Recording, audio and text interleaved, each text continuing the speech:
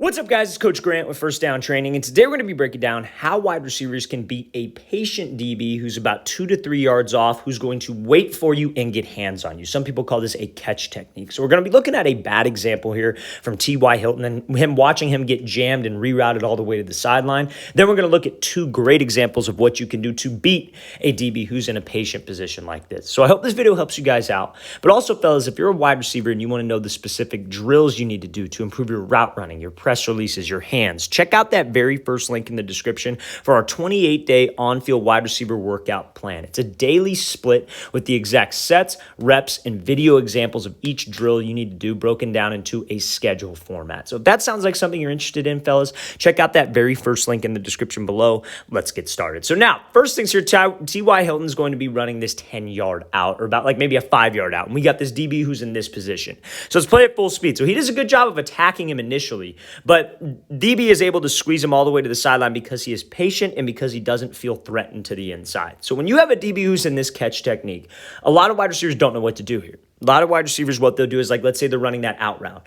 They'll just try to go run the out route. And that is exactly why the DB is sitting in that position. He wants you to just commit to the side. Like, let's say you're running a post. He wants you to just try to run the post so he could get hands and reroute you all the way across the field and screw up spacing with the play. Just like the out route. He wants us to try to run around him so he could get hands on my hip, squeeze me to the sideline, and not give that QB enough room to make that throw. So T.Y. Hilton does a good job of attacking him. He closes the space. You never want to be afraid to close the space with this kind of a DB. You see this from a lot of slot wide receivers. They maybe go up against a linebacker who's maybe not in the truest of man coverage forms, but he's about 3 to 4 yards off. He's trying to reroute, and you try to run around him. We can never try to run around a defender, fellas. We have to go at the defender, and we have to threaten him to a direction. So Hilton comes up to this, and he doesn't threaten to a direction. He attacks him, and he just gives a little bit of a step to the inside. Now, again, not a bad idea. He's doing the right things. He's making the right type of move, but we actually have to sell the move. And we actually have to threaten this guy inside if we want him to move inside to get some space to work this out route. But if I don't threaten him and I just give kind of a choppy lateral step, that DB is going to stay disciplined. In man coverage, where is the DB supposed to be watching? He's supposed to be watching our hips, right? So if I don't actually sell with my hips, I don't step wide, I don't step outside of his frame, inside of my frame, but outside of his frame, I'm not going to get any separation. So we have to make sure that we are able to attack him, but also threaten him. And then you see the result. Because we don't threaten him, this DB is able to get hands, cause a collision. And again, if we're running an out route, a comeback route, and we have this much space to the sideline, that QB is going to be very late on the throw, and there is no space to lead us. On an outside breaking route, that QB needs some space to lead a receiver. So let's play this thing again full speed, and then we'll take a look at a better example of this and how you guys can work to improve this. Just make sure, fellas, we are not trying to run around a DB who is patient and who is in catch technique. That is exactly what he wants.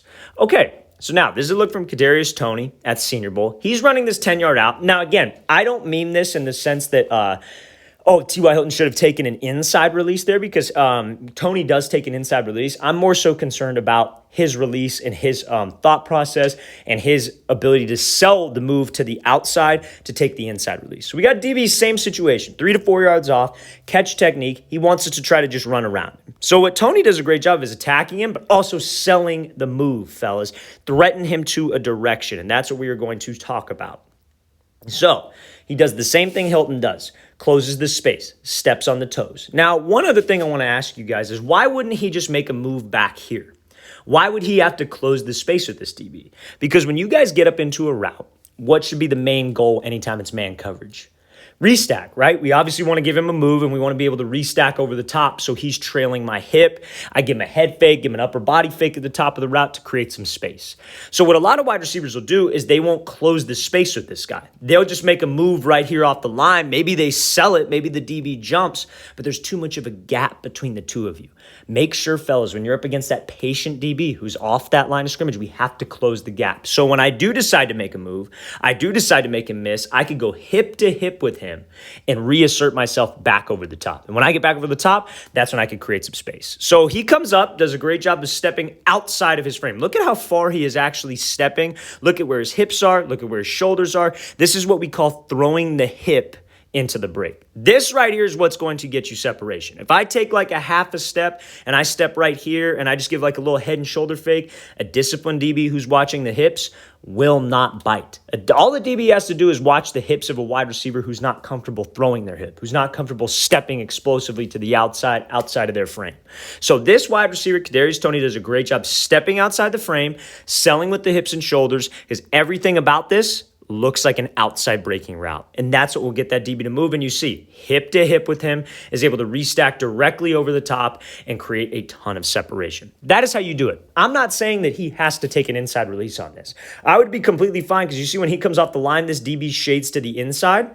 In theory, what I like to teach is if he keeps that inside leverage, take the outside release, because you got way more space out here to work with now. So it would have been completely fine if this was like the T.Y. Hilton example, if he would have tacked him and stepped to the inside, threatening the move, hips and shoulders committed, and takes the outside release. That would be completely fine. This does not have to be an inside release route.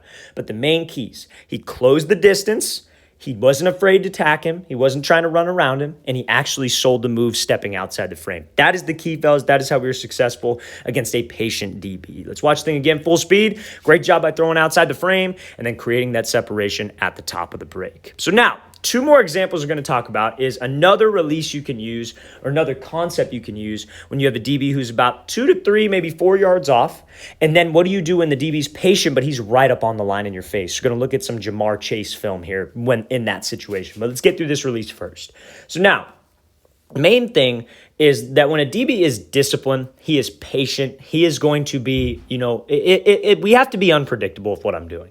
We can't go with the same exact thing every single time as far as releases go, and we can't go with 10 different things every single time as far as releases go.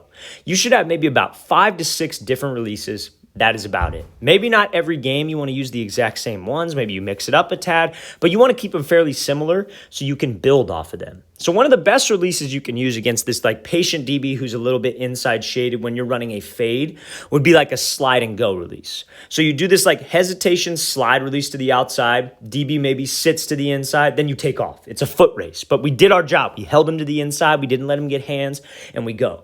Now, what can I do to build off of that? And this would be like a hesitation diamond release. So let's play this full speed, and then we're going to talk about how it looks the same. So he comes off, hesitates, 1, 2, 3. Gets that DB to bite on the fade, gets him to flip his hips, and then we go. To get a disciplined DB or a patient DB to get to this position, you really have to sell the route. Because a disciplined guy is taught never to get to that spot unless he absolutely has to. And how we absolutely can get him to do that is by pairing my releases together. So when he comes off the line, this slide right here, and again, fellas, this is not something that you're thinking about in the game when the 11 on 11 full pads. This is what you have to rep going into the game. This is what you have to think about going into the game, creating your plan, understanding what to do so you can play fast. You have to think about the details beforehand so we don't have to worry about the details when it's time to go fast, right? So he comes off the line, gets his little hesitation skip, and then he takes 3 hard steps. Same first movement, same type of hesitation. DB's maybe seen this before. He's taught to sit to the inside if he sees that hesitation. Don't give up the inside release being inside shade. And then what do? We take off fast. 1, 2, 3. Commit the hips, commit the shoulders. It's the same speed. It's the same stride as if he was running a fade.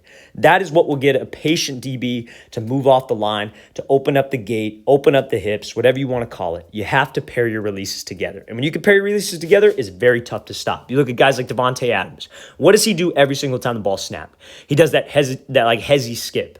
Because he could go hezzy go, he could do that same thing. Hesitate and then run the fade, run the outside release, run a stop, run a comeback, whatever. Or he could hesitate. This DB might jump out and he does a little crossover, runs a slant. That DB might stay to the inside. Hesitate, he does a crossover move inside, runs a fade.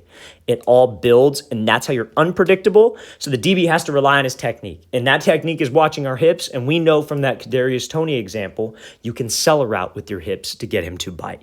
Let's play this thing again, full speed one more time. Great job hesitating, taking off on a 3-step, and then getting that DB to flip his hips and open up to the fade. Now, this next release I want to talk about is a split release. Okay, so you may have heard me talk about a split release before, but a split release is a great like reaction release. We were just had a camp in Chicago, and we worked this split release a lot, and just talked about how or focused on how wide receivers can use this as a reaction. When you have like a head up DB who's maybe going to be a little bit patient, is not showing his leverage right away, and it's a way to react off of him.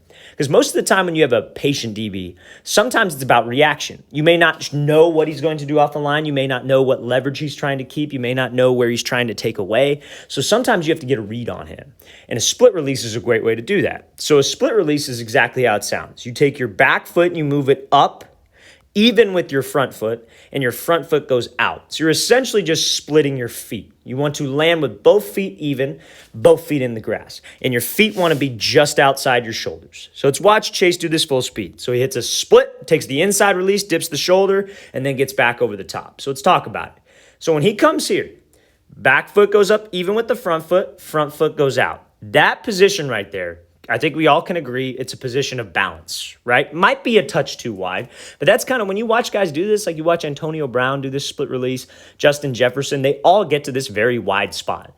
But the point of getting to this base and coming to balance, as I say, is he could take an outside release where he could just push off of this foot and open up here, or he could take an inside release, push off the left foot, open up here. He could go either way based on the reaction of this DB. So if we think that DB is going to stay maybe inside shade, I split, let's say he jumps to the inside, okay, I could react. I could push off of this foot and open up. He stays to the outside shade, okay, fine. I could push off of this, open up and take the inside release, dip the shoulder and go. Against a patient DB, fellas, who's not going to show his leverage right away, not get up to the line. He's going to be patient, wait for us to go, then get hands.